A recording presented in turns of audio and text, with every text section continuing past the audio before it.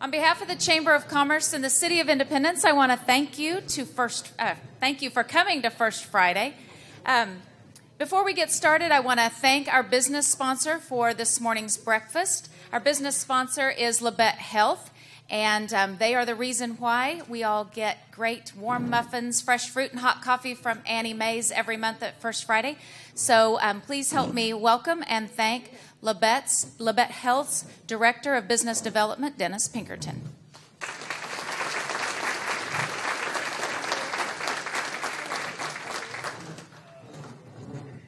Lisa said, give this thing a moment. Yeah, it's on.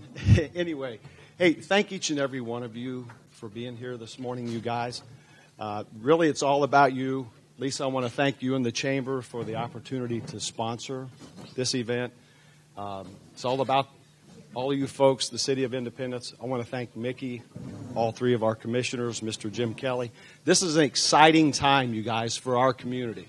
We have a wonderful community, a lot of reasons to be excited, and we at Labette Health are thankful to be that you're welcoming us to be part of your community. So I want to say thank you to Mr. Jim Kelly, our commissioners, Mickey Webb. They're all helping make this possible. I want to draw your attention real quick to some flyers on the table. These are a number of our quality and patient safety awards that's been given to Labette Health that we're very proud of. But you guys are the ones that help us and allow us to win these awards and to take care of you and your families when the health need arises. So once again, thank you very much for being here. Thank you for allowing us to host this wonderful event in this wonderful community. Thank you, Dennis. Sorry I disappeared there for a second. The podium wasn't secure, and I was afraid it was going to roll away when we had our speakers come up here. So let's see. We always want to talk about what's going on in the community. First Friday is, like I said before, co-sponsored by the City of Independence and the Chamber of Commerce as a means to be able to provide information to the public every single month. So we try to bring great speakers to First Friday and great information to share with everyone. In front of you, you have a program. If you flip it over, as always, it is chocked full of great information about what's going on in the community. So much so, many times we have a hard time getting it all on one page, but we've been able to provide you with good calendar events for July and August, and I want to hit some of the highlights. I want you to know that the 63rd Verdigris Valley Art Exhibit is going on in the community right now, and I highly encourage you to attend. It's at 123 North 8th Street, and if you miss going, you're going to miss out because there's some beautiful works of art on display, so get out and check out the Verdigris Valley Art Exhibit. This is not on your calendar, but obviously it's time to buy your fireworks, and what better way to buy your fireworks but to support a worthy cause in our community. Independence Community College's Phi Theta Kappa Honor Fraternity has a fireworks stand out in the parking lot of Walmart. So get out and buy your fireworks from them and support a great school and a great organization on campus. Also, something that's not on your calendar is Lance Stanislaw and Judy told me that they are opening up Uncle Jack's starting today at 11 o'clock for lunch now for Fridays and Saturdays. So they'll be open Fridays and Saturdays 11 o'clock through midnight on their regular hours. So get out and support Lance and Judy and have a great lunch at Uncle Jack's. Check out the Astra Muralist. She will be starting her work on the wall just south of Community National Bank's drive-thru. It will be a patriotic mural, so I think that's going to be a nice addition not only to our community but to the Astra Festival, and we hope that you're able to get out and enjoy that. Astra is in full swing. Last night, if you missed Tonic Sulfa, you missed an amazing concert. It was so incredibly good. But never fear, you're going to have a few other opportunities to check out some things going on with Astra. So tonight is Ernie Haas and the Signature Sound, and they will be performing right upstairs at 8 o'clock. And you can go to the Performing Arts Center at Independence High School at 6 o'clock tomorrow and check out Jana J. And then you can come right back here Saturday evening at 9 o'clock because Independence Homecoming will be celebrating their event, and they're having Michael Mothershed and his band, which is called Big Shed and the Mystic Funk Machine, and they will be performing as a band, and there'll be a dance and everything right here in this facility tomorrow night at 9 o'clock. Tickets are $15. You can get them at the door. And I also want to point out that the donor posters over here on the easels are all of the major contributors for the Astra Festival. So if you are a major contributor on that, I congratulate you and thank you for your contribution, and I encourage all of us as citizens to walk by and read those names of everyone who's contributed to Astra this year. Let's see, tomorrow morning we will have Farmers Market. It's always downtown through the months of June and July, so you want to check that out. Also tomorrow morning, after you get your green beans and your new potatoes, you can head down to Penn and Walnut. At 10 o'clock, there will be a groundbreaking of the new community park in honor of Robert Wesley. It will be the Robert Augustus Wesley Park, and they're doing the groundbreaking tomorrow at 10 o'clock. So be sure and go out and celebrate the groundbreaking for that park. This weekend, like I said, is Independence Homecoming. Lots of things are happening with that. There's a flyer on the table right over here, as well as about Independence Homecoming, as well as many other flyers and brochures about things that are going on in the community. We typically have recycling on the first Saturday of every month, but because this is the holiday weekend, we're moving it to next weekend, the following weekend, which will be Saturday, July the 9th. And speaking of recycling, which is the sanitation yard at 21st and Maple from 8 to noon, on your tables is a cardstock sheet where it says recycling on there, and it has names.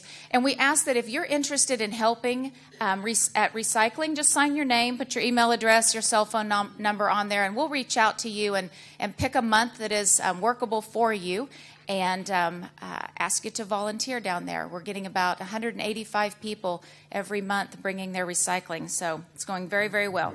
Astra Art in the Park will be this weekend. It looks like there might be a little bit of rain, but Astra Art in the Park is actually Kids Discover Art in the Park. It's for kids 4 to 12. There are 3 different areas out in the park, and they're all in covered areas, so even if it rains, you'll still be able to bring your kids and your grandkids out, and that will be from 1 to 4. But I will ask you to come out early because To Be Smokin' we'll have barbecue out there, so you can get lunch at about 11:30, and then once you've participated in all the art in the park, you can go grab a snow cone from Tropical Snow on the Go, or you can go over to the Lion's Den and check out all the cotton candy and great things that are over there. Mid-Continent Band will be having 2 performances this coming week. They'll perform Monday night at 8 o'clock, right before the fireworks show that will start at 9:30 in the park.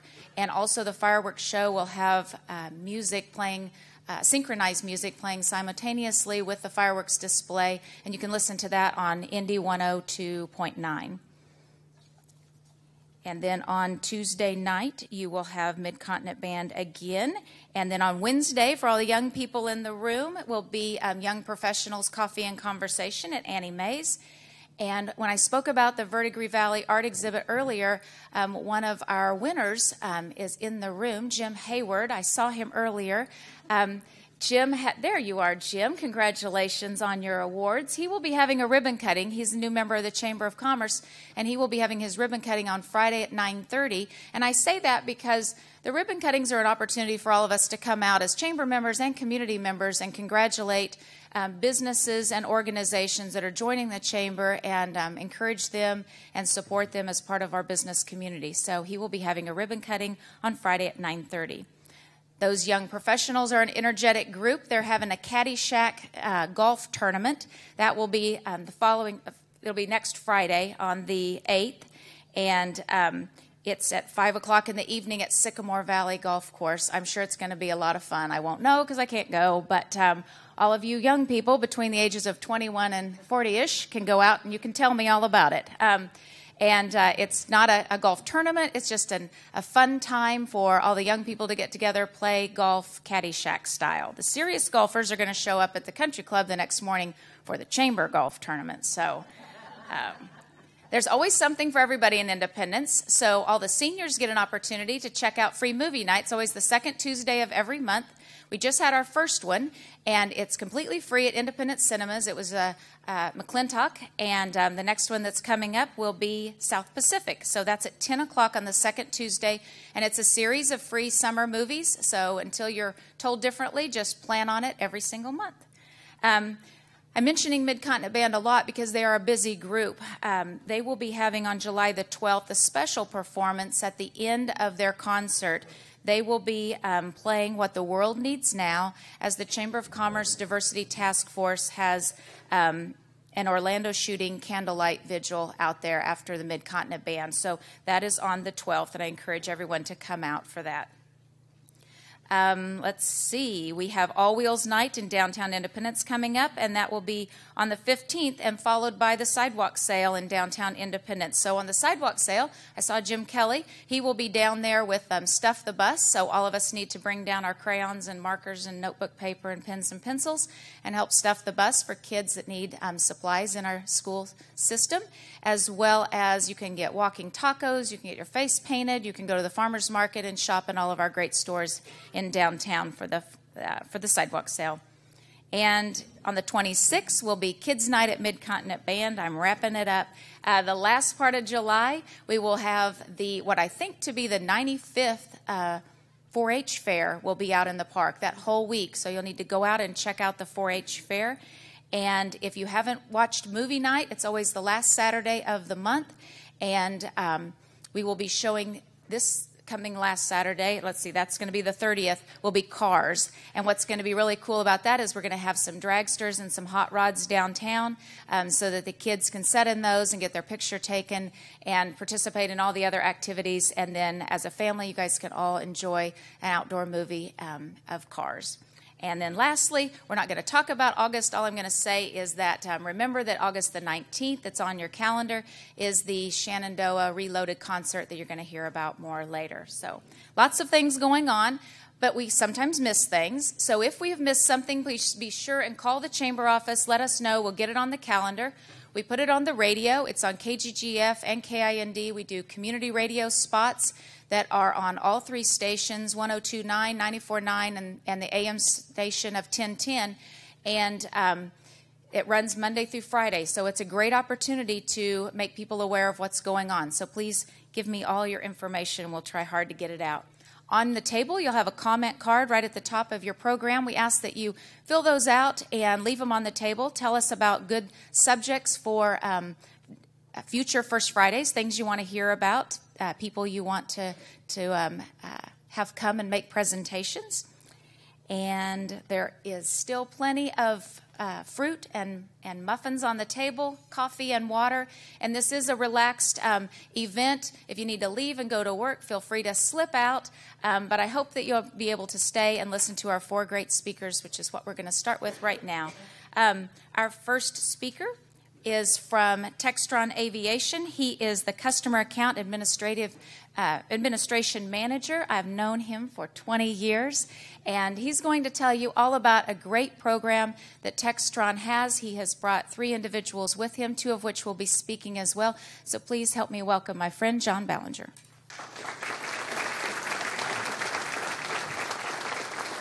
Thank you, Lisa. Good morning. Just share a couple of words and some information about the program out there. So again, I'm John Ballinger, and I manage the Customer Account Center out there, which when we bring people in from all over the world to pick up our new airplanes, they come to our organization. And so one of the things Textron did over the previous years is started to increase and grow an internship program where we take college students in, we teach them about the business, what we do, how we deliver airplanes and such, and we also have projects and things they work on.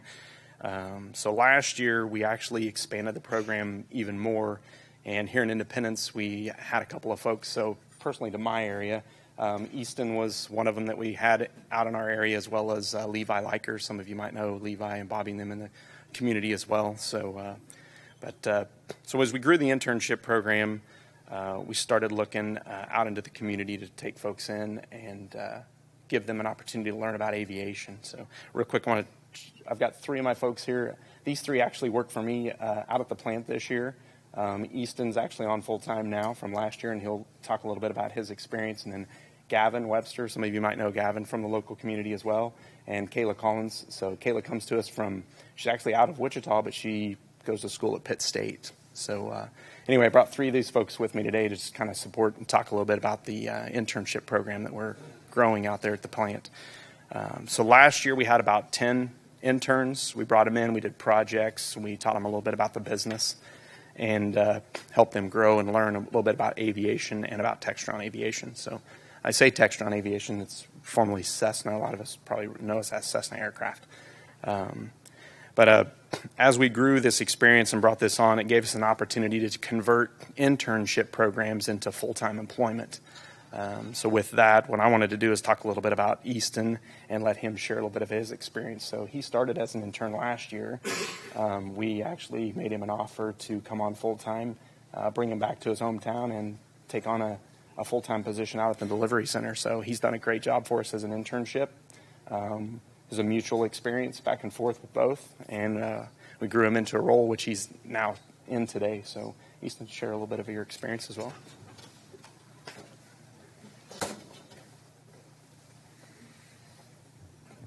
Good morning, everybody.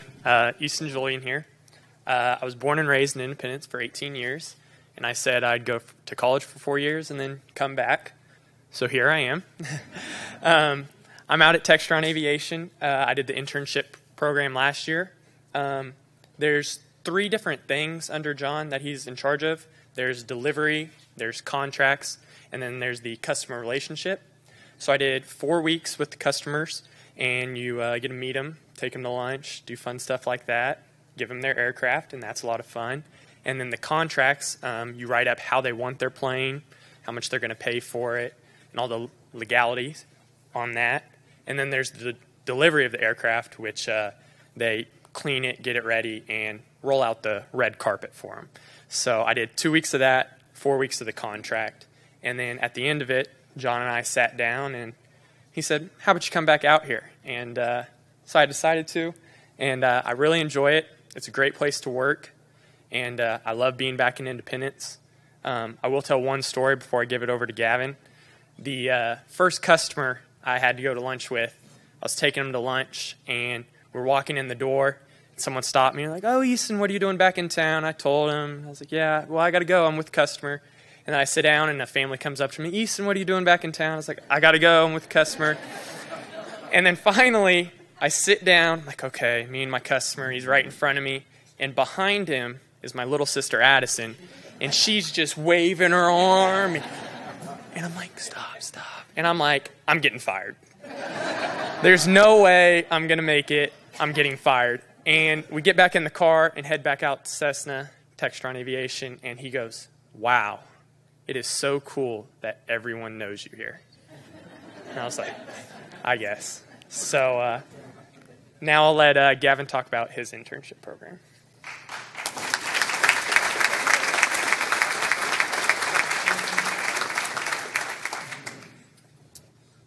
Good morning. As John said, my name's Gavin Webster. I'm one of 10 interns this summer, along with Kayla at the end of the table. And he wanted me to talk briefly about the community service project that the 10 of us have decided to work on throughout the summer. So we chose to focus on the three pocket parks that are in town. And if you're like me, I've lived here all my life, and some of you have probably lived here a long time and maybe don't even know where the pocket parks are. So the first one we've started a little bit of work on is at 19th and Poplar. The second one is at South Wald and Coffeyville Street. And then the third one is at South 10th Street across from the baseball fields. And so within Textron, there's been $2,500 raised for us to fund the work and the equipment that we want to put at each of the parks. And so we started, like I said, a little bit on the 19th Street and Poplar Park. And what we did there was some landscaping. We power washed the basketball court in preparation to paint some new lines. We washed the backboard and then painted the new backboards of the basketball goals. We power washed the playground equipment, and then we fixed some of the swing set equipment that's over there at that park. At the second one, which we plan to do, I believe, on July 15th, we're going to do some of the same things. We're going to clean up, do some landscaping, wash, and do some new paint. And then at the third park, which is on July 22nd, I think, when we're going to do that work, which all of the Cessna employees or the Textron Aviation employees are going to come out and help with us too, is where we're going to put most of our funds and our work. So we're going to, again, at the 10th Street one, clean up, do landscaping. We're going to paint new lines on the basketball court, hopefully a 4-square court, and then replace, I think, some of the nets on the basketball goals and paint the basketball goals. And then finally, what we really would like to do is purchase a volleyball net and any other equipment that goes into making a new volleyball court out at that park, and finally put some playground equipment in. So those are the goals that we have for the end of the summer. And like I said, Cessna has raised $2,500 for us to do these projects, and we're going to use the Community Foundation for Independence to fund this. And like I said, those are our goals for the end of to finish for the summer. And so while we're only going to be around for another month and a half or so, the 10 of us, we hope that what we do at the parks is enjoyed and appreciated by Independence for some years to come. So thanks.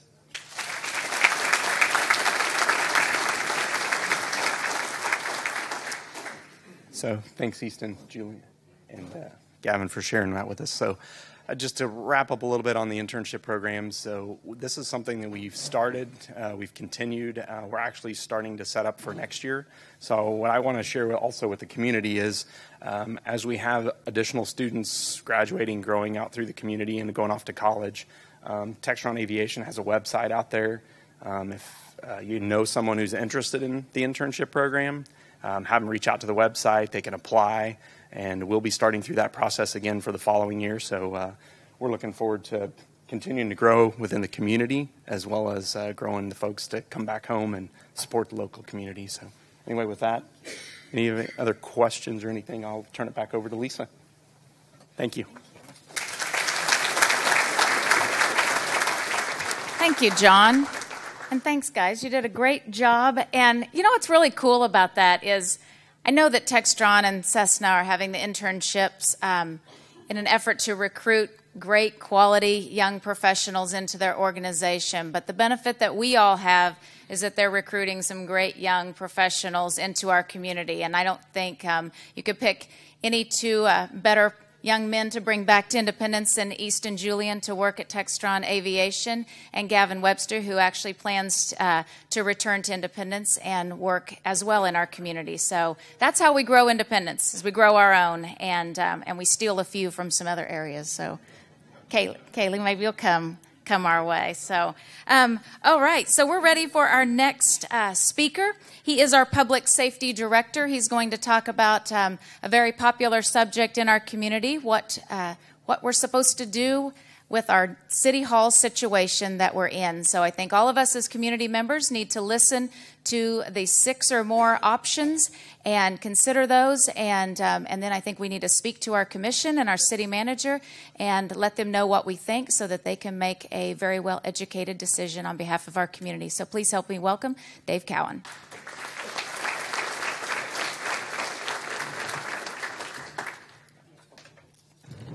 Thank you, Lisa. I always take this opportunity because I live next door to the chamber, and I see the hours Lisa and all these guys put in at the chamber, the work that they do, and all the events that they do in this community. And I think, they deserve applause of what they do. It's great.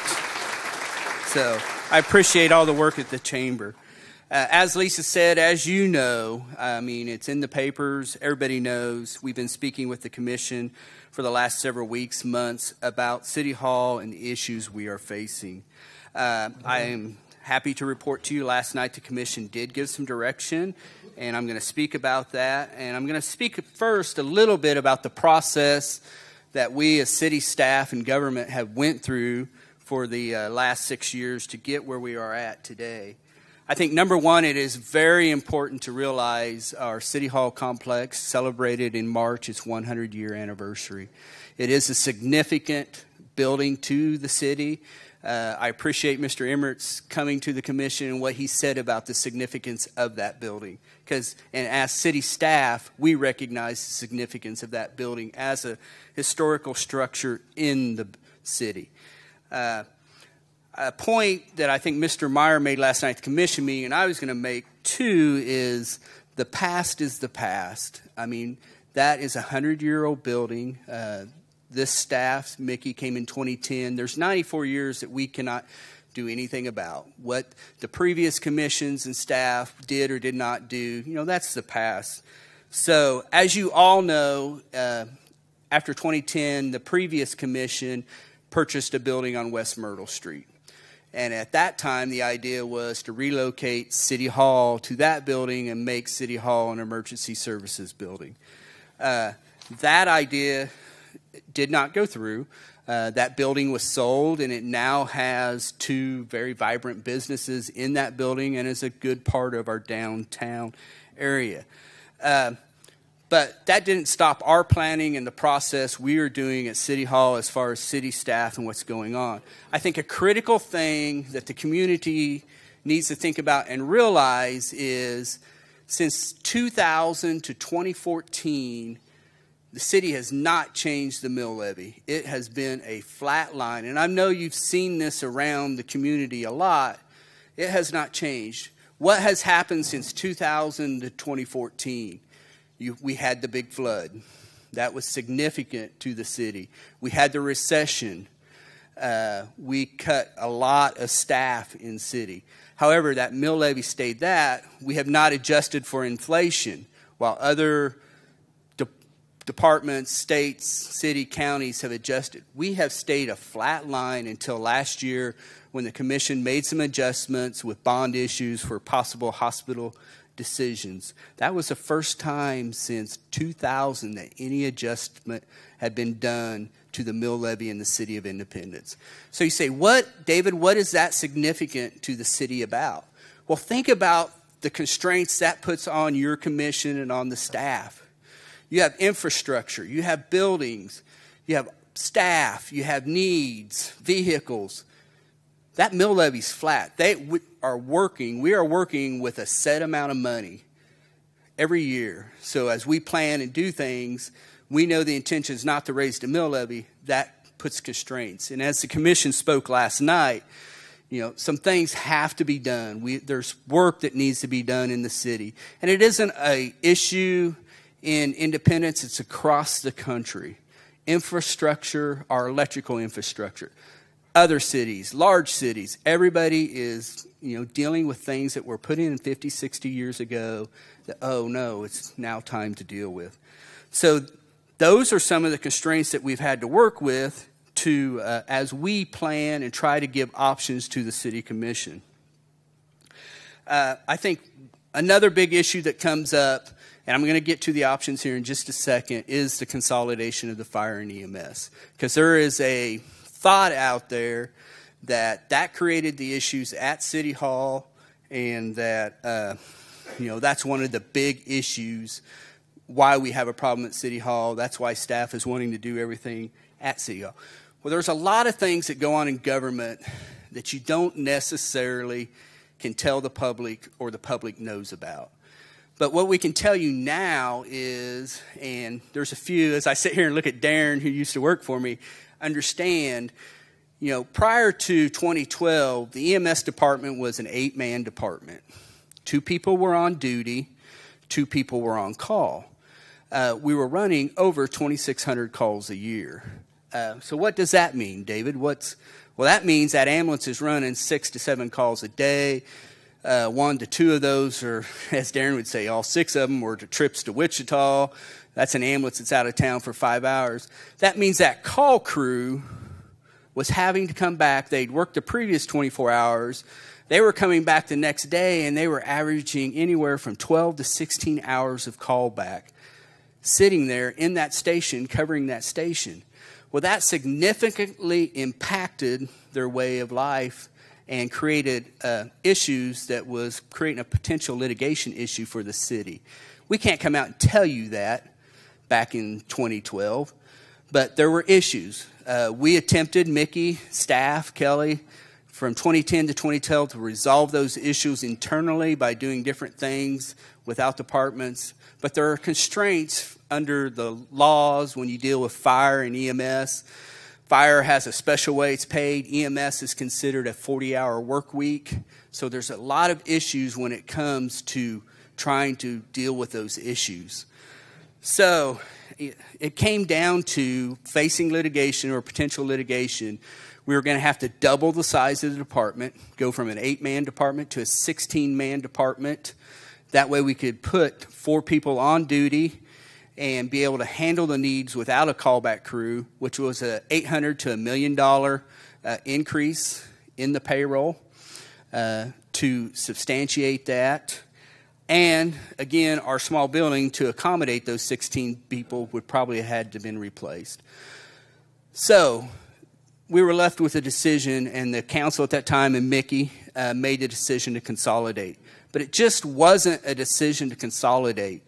The orders, I call them orders, but we just weren't going to have a public safety. We were going to make that department the best department it could be. We were going to lower the ISO rating, which we accomplished. We were going to put out more paramedics. We were going to take our dispatch from a basic dispatch to an EMD dispatch, police, fire, trained dispatch, which it is today, the only one in the county. We were going to provide 2 ambulances 24/7 without a callback crew, which we accomplished. And we were going to stop overtime, which we accomplished. So we made it.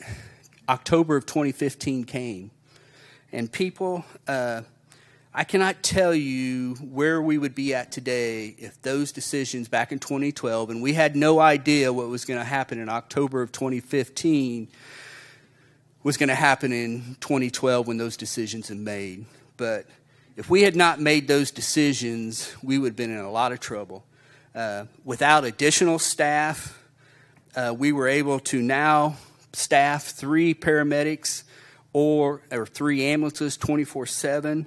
We have no callback. I can't say as much for overtime, but we have been able to manage without adding additional staff since October of 2015.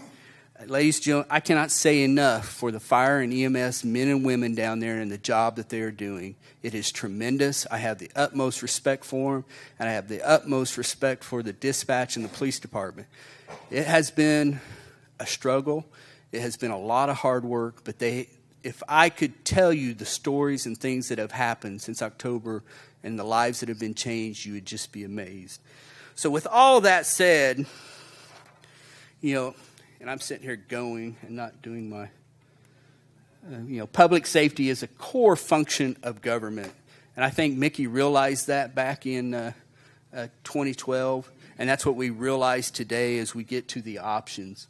So I can't go into everything else, but those are a few of the highlights or a few of the things that goes through the process as we plan and try to figure out what to do and present to the City Commission. So we originally took 5 options to the commission. Then local historical society brought us a 6th option. Option number 1 was do nothing, maintain where we're at today. And I don't think it's an option that can even be considered. I don't think the commission even considers it. But that option is just status quo. It's $164,000 a year. It's budgeted. It's what's going on. And we just keep going on down the road. Option 2 was renovate with an addition to City Hall. This is $8.3 million. And basically what that is where the ladder truck sits now. We take that portion of the building down and we rebuild it with a 2nd story above it, which allows us to put more space upstairs for fire people and opens up some offices on the upstairs. It gives us a little more space. It takes care of our women locker room shower issues that we have in the building, and it also takes care of all the other issues we have in the building. That's an $8.3 million option. Option 3 was renovate with emergency services building. This is taking emergency services in its current place and moving it. We just said across the street. That's a decision that the commission would have to make, but we just said an empty parking lot across the street. Build a total new emergency service, police, fire, EMS, dispatch in a building, and then renovate City Hall for City Hall staff. That was $12.4 million. Number 4 was the hospital, and that was relocating City Hall and all of services to what we call the Complex D building given to the city, and that option was $4.9 million. Option 5 we presented to the City Commission was a total new City Hall complex. It would require approximately a square block somewhere. and it would be a total new building at $12.4 million. After these presentations to the commission, and we then received from the Independence Historical Society option number 6, which was move emergency services to Building D, and City Hall is remodeled, and City Hall stays at the current City Hall at 10.3. I'm proud to report that our commission gave us direction last night, and they are moving forward. They are asking to put a citizens task force together to come up with a decision. I applaud that decision. It is democracy at work, and I encourage everyone to be involved in that process and support the outcome of the process. It's putting the power back to you as the taxpayers and the people. We saw this process work for the school system. I think it's a neat process, very impressive, kind of takes the monkey off of our backs a little bit, and allows you as citizens of Independence to help us make a decision. Because everybody knows do nothing is not a decision we can make at this time. I think in closing, as your public safety director, I've been here with the city for 30 years, and as a citizen of this community, we fight hard every day to protect and serve you the best of our abilities. Jerry, Rusty, and I take that responsibility very seriously, and we really do. We work hard to make sure you guys are safe and everything's going. We have the greatest community. As hard as it is some days at work and the stuff that happens, I love this community and being a part of it and the lifestyle we have here in Independence. I wouldn't trade it or do anything different when I came here 30 years ago. So I appreciate your support. Please feel free to come to City Hall. We're willing to visit, talk, show you, whatever. Our doors are always open. We're an open book, and we'll gladly visit with you anytime, anywhere. If you need to speak to any of us emergency services, Jerry, Rusty, our doors are always open. Call us, please. Thank you.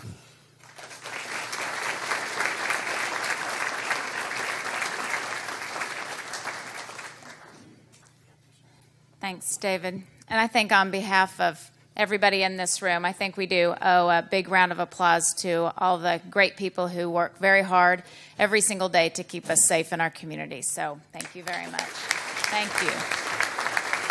And I know that Dave meant it when he said he has an open door. I think that you need to realize that in the room right now we have all 3 of our commissioners are present, our city manager, our chief of police, and our public safety director, and I know that each of them will stick around afterwards to answer any of your questions.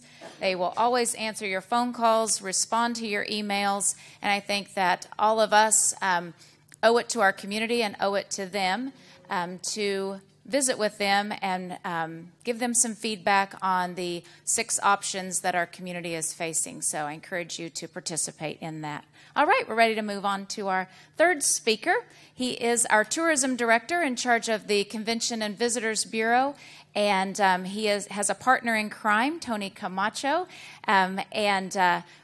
we are working to bring Shenandoah Reloaded concert to Independence this summer on August the 19th.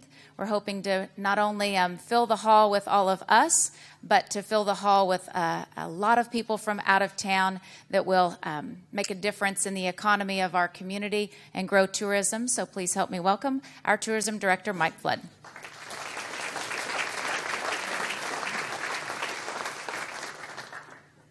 Thank you, and good morning, friends, neighbors, extended family, and guests. It's a pleasure to be here to talk to you about Shenandoah. We've got some exciting music coming to us, folks, and we've got a lot of great things going on in this community, and I know important things that we're hearing about here today, but let's have some fun right now. What do you say about that? We're going to be bringing Shenandoah, and many of you have heard the name, but they've been out of the limelight for quite a while, but I want to tell you about them. Up on the screen right now is the flyer that we're putting out, and they call it the Reloaded Tour. But I'm going to tell you, they're really loaded. The show's going to be on Friday, August 19th, 2016 at 8 p.m. at historic Memorial Hall. I wonder where that is. We've got a number of other things going on with it. Well, the tickets are on sale right now. You can buy them online at, of course, INDEPENDENCEKS.GOV or INDKSChamber.org. And you can buy them right now. There's a wonderful thing. You can print your tickets at home even. So that's a pretty neat thing. And today, we have the portable box office right outside that we can sell you tickets today. So you see the picture of the Shenandoah Band. The two original founding members are in the band. The lead singer is with the band, and it's Marty Rabin. And he has got a wonderful voice, and it's not Shenandoah without him. So I'm glad he's back with the group.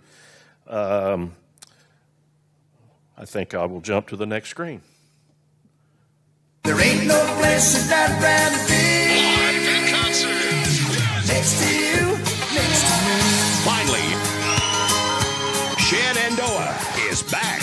Bubba can dance, I can too. I wanna be loved like that. But don't you know, get me to the church on the Cumberland Road. The concert tour everyone's talking about. Shenandoah. You remember them now? They've got an awful lot on their credentials, and as a matter of fact, they've got 13 #1 Billboard hits. There are hardly anybody out there that has that many #1 hits, particularly in the time period that they earned them. There's 26 Billboard charted singles. There's 9 studio albums. There's 3 gold albums. There's an ACM, a CMA, and a Grammy Award. So we have a Grammy Award-winning group coming to Independence. This is you can't believe how great an opportunity this was for us to get them.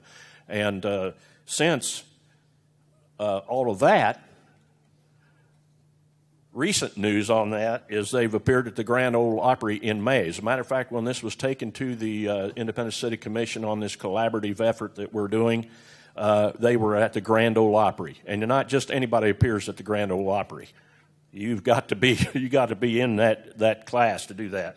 They also have been recognized as a top 30 act to go see by Rolling Stone magazine. They have a new gospel album out, and they have a new country album that's going to be out probably after the show here, August the 19th. By the way, this is sponsored by the Independence City, the City of Independence, and the Independence Chamber of Commerce Convention and Visitors Bureau. I'm so glad the city is working with us on this to make this a really good show. How can you help? Well, this is a community project here, folks. We need your help. We want to fill the hall. We want to make some money so that we can bring some more concerts here. If you see it posted on Facebook, share it. Not like it. Comment or share. Share is the best.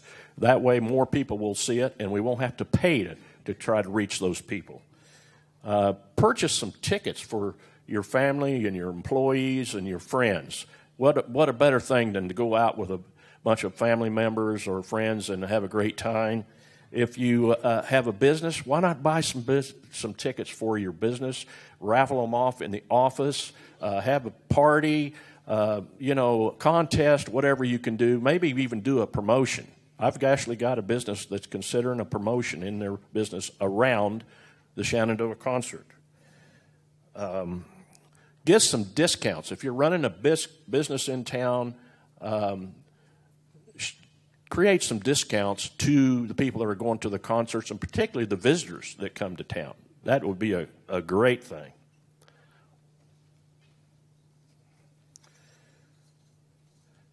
Right now, I'd like to thank some people.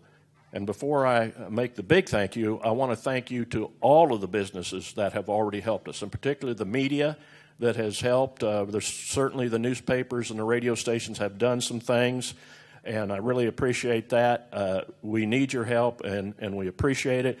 One particular business has went above and beyond the call of duty.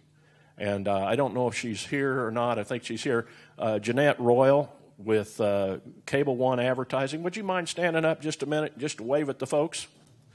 There she is. Thank you. And she really does care because she lives in Joplin. So you know how early she had to get up this morning to come here? Thank you very much, Jeanette, on that. And what they did is we had already planned on doing some advertising through Cable One, and they got a new nice product of digital advertising where you can do like Google ads and so forth. And we bought a package to that, and they matched it with a bunch of TV spots that'll run all over this area. And then they went another level. They decided they were going to go out and approach local businesses to sponsor some more TV spots, and they would be tagged on those spots. And so they did that, and thank you very much, businesses, because you patronized that very well, in hundreds of dollars in advertising. Then what did Cable One do? They matched that again. So we've got literally hundreds, if not thousands of dollars of TV commercials out there running to promote this concert. And thank you, Jeanette, for your hard work on that. She's been spending a lot of time in town, and she's here today. If you need to talk to her, you want to get involved, there's room for more people, more businesses. And so thank you very much for that.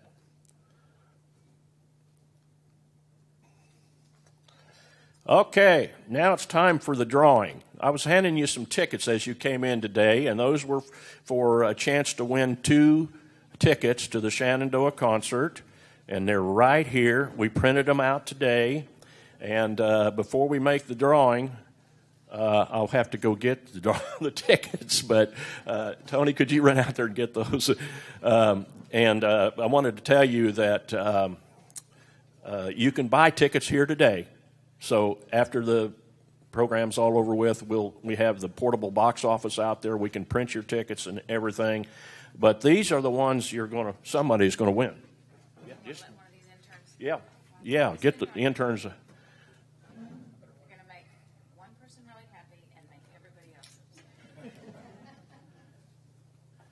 else. Okay, get your tickets out, and the numbers are 900181. Who's the winner? Oh, boy, we're keeping it in the family.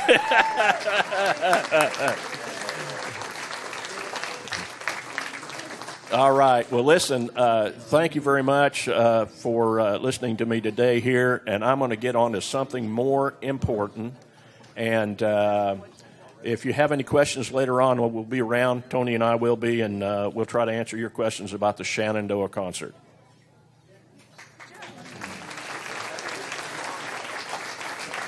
All right, that was not rigged. I'm glad you pulled that ticket and not me.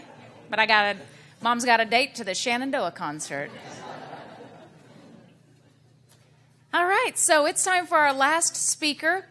I know that you're all very interested in what he has to say. They are our business sponsor this morning, Labette Health, and here to speak to us about the new emergency room that they're building, along with a medical clinic that will be out on Peter Pan Road, is their president and CEO. So please help me welcome someone who's maybe unfamiliar to the community, but who is sure to be very familiar here soon, Brian Williams.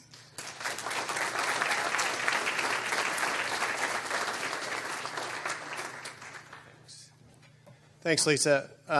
It's just an honor to be here. I see a lot of familiar faces over the last 10 months. I feel like I've gotten to know many of you, and I do look forward to the future. Now I'm going to deviate from my, I think I broke this. I'm going to deviate from my notes here for a second. In listening to Dave, I mean, this community has been through so much as I listened to Taking Back. History I wasn't a part of, 2012. The closure of the hospital in October, and then what complex decisions you have to make, and you face as a community. I hope we can ease your burden going forward. That's truly my sincere hope. And so really kind of the theme is neighbors building together for a healthy future. And I think that's really, truly what we're trying to do. You want to read the history of this city and your name. I love the name, Independence. In our country's history, independence, I think you think about Independence Day, you think about the future. You don't typically think about the past. And we have a strong democracy, and we live in a great nation, and we're blessed. So with that, I hope you'll take an opportunity to look at, on your table, I think Kansas Hospital Association did a very nice job. There's not a copy for every single person. Look at that. This is why, this does a good job of explaining how important health care is to the economy and how important health care is to the future of independence. Why do we buy local? You want to buy local because of these facts and figures. So I do have an announcement. I don't know if I'll probably have a couple of announcements. If Beth Cheney's here, if any of these folks are here, I'd ask them to stand. So Rod Landrum's the executive director of our foundation, Labette Health Foundation, and to make sure this community has a voice in the future of healthcare in this community, we've expanded our foundation board, and so we'll have 3 of your friends and neighbors that will join that board. I think it was Monday they were voted in of this week, and they all graciously accepted. So Gail Hullum, if Gail's here, Gail will be on the foundation board representing Independence. Beth Cheney, which I think Beth's fishing, and then Corey Hugo, and I think Corey's at the lake. So I think people that you know and you know well. So if you have insights or things you feel like we need to work on, would you please share that with those 3 folks? So I agree with Fred. I didn't see the commission meeting last night. I'll watch it on TV, and I'll look forward to seeing that. But as Dave said, our past is our past, and our future, our future doesn't lie in the past. So we need to look forward, and we need to come together and be strong. So I wanted to start with this. An emergency room has always been important in our country. Really, emergency rooms didn't really exist in our country until following World War II. In the last really 5 years, 6 years since the Affordable Care Act, one of the promises of the Affordable Care Act was that coverage would expand. There'd be more Americans that would have health insurance so they could get access to primary care. That hasn't been the reality of the Affordable Care Act. It certainly hadn't been the reality in the state of Kansas. Hasn't been the reality nationally.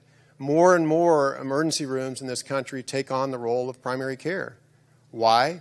Because there's people that can't afford to go to the doctor, so they go to the emergency room. And emergency rooms are providing a lot of not only emergency care, but they're providing a lot of primary care, management of chronic diseases. Very hard to manage a chronic disease episodically.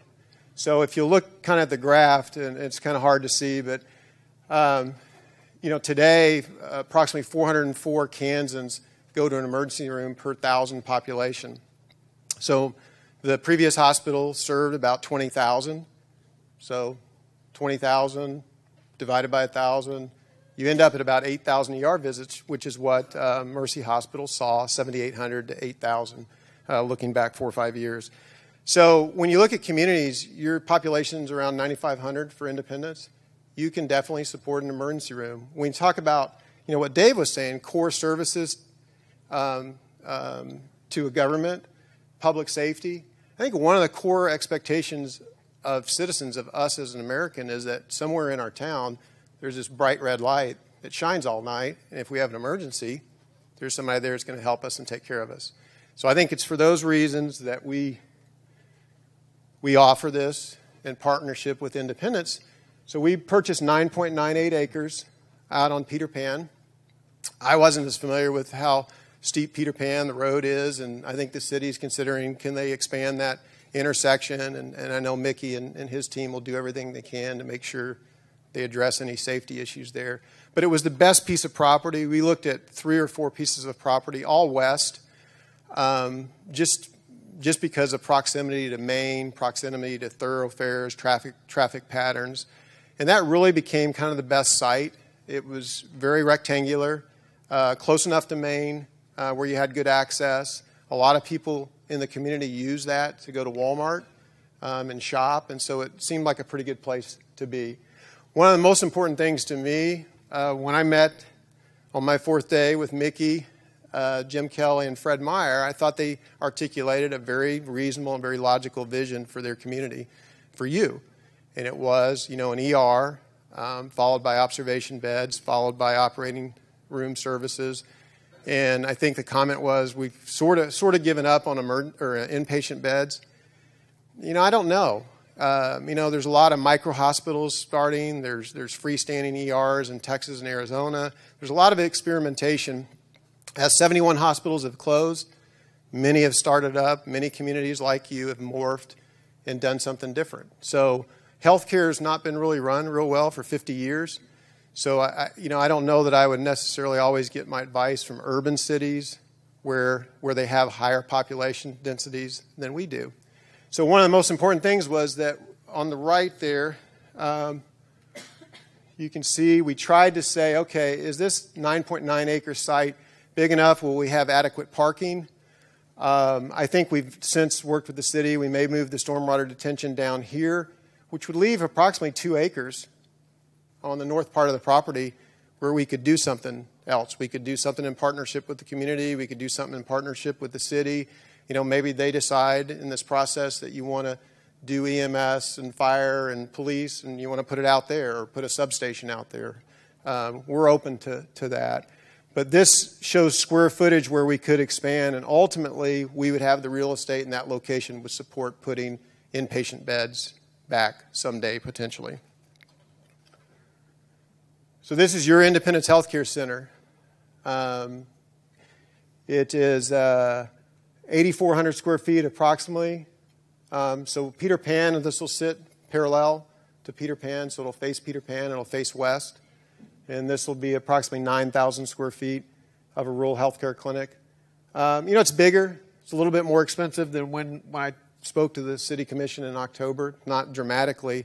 We've increased the square footage 3,800 square feet from those original discussions. Part of that is to join two buildings that normally are separated by space and distance, added some square footage and added some cost. We've added some paving, to make sure that we're positioned, for the future. I can't thank Kelly and Mickey and their team at the city enough, the fire chief. I know our architects are working with the city to make sure, and Dave, make sure that everybody has input. We can keep costs as low as we can, but we also meet all the safety and fire and life safety objectives. It's a little hard to see, but I can walk you through it. So this is the ER again to the west. So ambulances would enter on this side. There's a trauma bay here. There's an ER room here and here. So 4 dedicated ER rooms. These 3 rooms in the middle here are observation beds. One of those rooms would be able to be used as an ER room or an observation bed. Observation, basically, a patient's, we're not sure if a patient's sick enough to be admitted to the hospital. They're clearly not well enough to leave. So you admit them for observation. An example of that might be somebody that lives in a nursing home that's dehydrated. And so they need fluids. Their labs need to be watched for 24 hours, and then they'd be discharged back to the nursing facility. Rules are kind of 36 hours is about the maximum. Medicare gets a little concerned if you go much past 36 hours. Most of the time it's 24 hours, 23, 24 hours. I believe when Mercy 1 year had probably 700, high 700 observation admissions. They had almost 1,200 inpatient admissions. So the hospital was providing a lot of care. CT, X-ray, lab. So lab, there'll be a blood bank.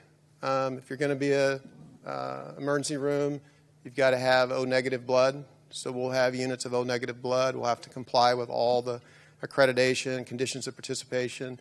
This will be surveyed by KDHE and CMS. This is a chairs room in this area.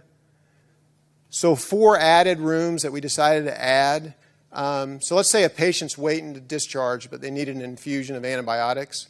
So we would put them in a chairs room, and so that would free up an emergency room or free up an observation bed. This will be a specialty clinic that any number of specialists could lease space on a daily basis, a weekly basis. And then this will be the rural healthcare clinic. We have one of our providers here, Darren Hamlin. I think many of you know him from Independence. He'll be a nurse practitioner at that clinic, and he'll also work some, in the ER. Many of you already know Chelsea Bradfield, and many of you also already know Dawn McCaffrey. And then we've hired a physician that'll be starting in August or September. And then this area, if you look at the original site plan, there was just the building went like this. So we thought, well, it'd be a lot cheaper probably, and who knows what we'll need in the future just to square off the building. So that'll be shell space. So that is, so that's kind of, again, what it looks like. It's approximately 17,000 square feet.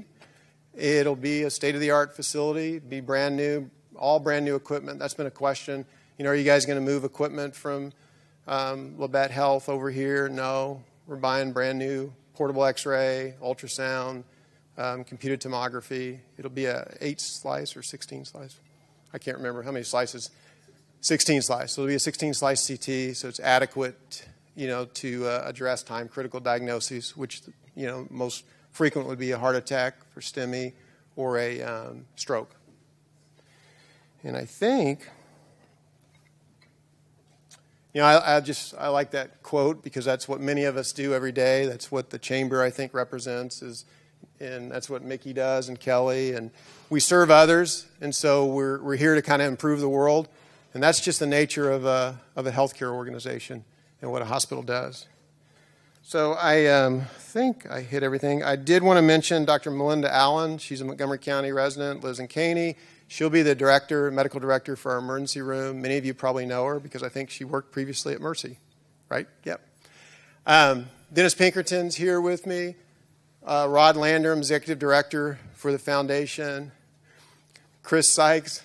Don't forget people's names. Chris Sykes is the director of human resources, and it was neat. I saw her hug somebody. So it is friends and neighbors coming together. Carrie Beardmore is our marketing director. Jennifer Forbes, I can't believe she's here because she's supposed to be recruiting doctors, but she's here. And Dee Bonenblast is our vice chair of our board of trustees. So they're all here. Doug Stacy is our chief information officer and also responsible for the clinic. So after this, if you want, ask questions, ask them. They know this material as well as I do. And I think, subject to your questions, that's all I have. Let me be a question. Thank you.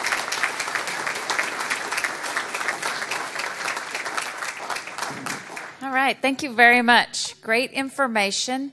We did lose our hospital, but we gained 4 great medical providers in this community, lots of different resources. And like Brian said, we have to use it or we'll lose it. So on behalf of the community, I want to say thank you to Labette Health for your investment in the community. We look forward to the ER that is soon to come. So we usually have time, and we do have time for Q&A first for all of our speakers.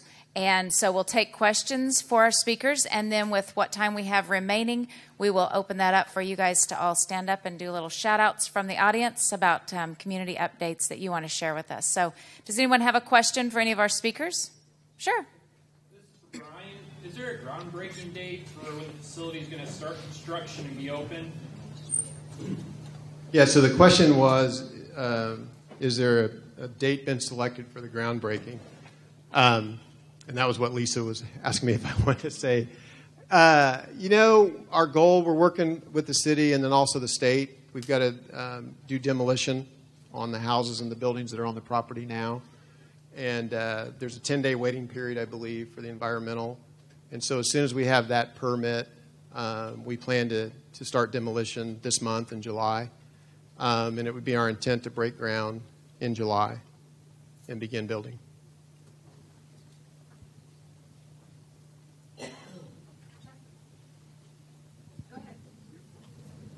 For Brian, also. Brian, the other day when we had a meeting, we talked about Medicaid expansion and the effect that not having that, the financial impact on your hospital. Could you clarify that? Yeah, and I think maybe we were talking at Rotary last Friday. I guess we live in a state that didn't expand Medicaid, so we already have limited resources. We live in a state of a population of about 3.5 million. Our population in southeast Kansas is declining at a rate of about 0.5% a year. So it's kind of a compound, so to speak, whammy on hospitals in Kansas, because there's 127 hospitals in the state of Kansas. 85 or 86 of them are critical access hospitals. Most of the rest of them are rural hospitals as well. So for Labette Health, not expanding Medicaid, we lost reimbursement without the opportunity to regain that reimbursement when the Supreme Court ruled that that was up to states to decide if they expanded Medicaid and not the federal government. The money had already been taken away by the federal government, and so the only way we could really earn that back, and it was a factor, I don't think it was the factor. I think Kim Day was very transparent about that. That was one of the contributing factors. For our hospital, it's a loss of about $2.4 million in revenue. Now that's been compounded by the governor's decision to reduce Medicaid reimbursement by 4%. Now it's excluded rural hospitals, but it still applies to the physicians. So we've still got to pay the physicians the same amount of money, but we're going to have reduced revenue to do that. Does that answer your question? And I don't know if I repeated the question, but the question was, clarify how Medicaid not expanding impacts our hospital. Is the window for expanding Medicaid closed, or is that something that at some point could be changed? You're probably asking a very good question. My understanding would be, for the first 10 years, the federal government was going to pick up the majority of that expense, and then it had a decline. And that's really politically, that's why I think most Republicans have opposed it. And they're not wrong. There really was not a great plan on how we were going to pay for it beyond just continuing, increasing our national debt and printing more money. Sooner or later, that's going to cause challenges. But I believe that at least for the first 10 years, it came into law in March of 2010. So at least 4 or 5 more years is my understanding. And the question was, is there a deadline on expanding Medicaid? State administration that was more receptive to expanding Medicaid and that decision be made. Yeah, in defense of the state, I would say this. We're only I just have to focus on health care. I just got to do the best for you guys on health care. They've got 999 other issues to deal with. And I'm sure it's a matter of, what are you going to cut when we have limited resources? So, yeah, I don't know whether a new administration would help that, hurt that, or. Yes, sir. How many people will it take to facilitate that facility as far as employment goes? Many different fields of people working there, but the number of people. Yeah, I think directly we did, and I'm going to share that with the commission. With their permission, I'm going to coordinate with Mickey and get on the agenda. We had Kansas State University do an economic impact study on the impact of losing Mercy and then the impact of opening this emergency room. So we'll employ around 30 people, full-time, part-time, pretty sizable economic impact. But more than anything, if you look at what the Kansas Hospital Association did with K-State, you see how the dollars circulate, in the economy. And so, $300 or $400 spent in health care sometimes could mean somebody stayed in a hotel, or we brought in a rep, or somebody comes from Joplin. You're probably going to eat breakfast here today, or eat lunch, or buy gas. So all that kind of contributes to the economy. If you have clinical questions, Dr. Allen's here, but I'm going to give the mic back to Lisa.